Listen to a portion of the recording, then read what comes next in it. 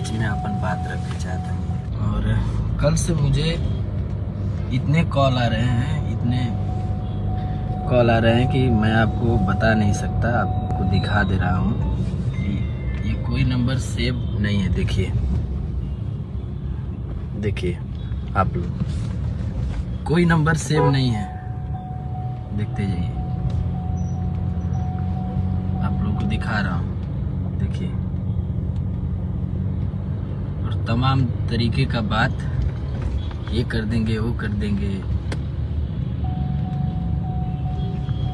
अगर मुझे कुछ भी होता है, कोई भी मेरे साथ अनहोनी होती है, घटना घटती है, तो इसके जिम्मेदार यही लोग हैं, यही लोग होंगे। क्योंकि मेरा कोई उद्देश्य नहीं है कि मैं झगड़ा लड़ाई करूं, न कुछ करूं। आप लोग वो वाला भी वीडियो देख लेनी जो में बहुत कुछ बोले हैं।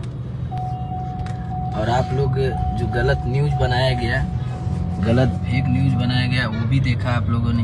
और गलत न्यूज फैला के गलत न्यूज बनाया गया कि गुंडा हैं, गुंडा लेके आए हैं। हम गुंडा हैं? हम कलाकार हैं ना।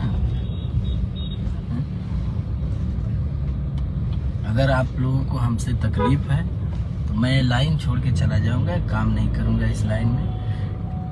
क्यों? क्योंकि ये सब नहीं अच्छा लगता है।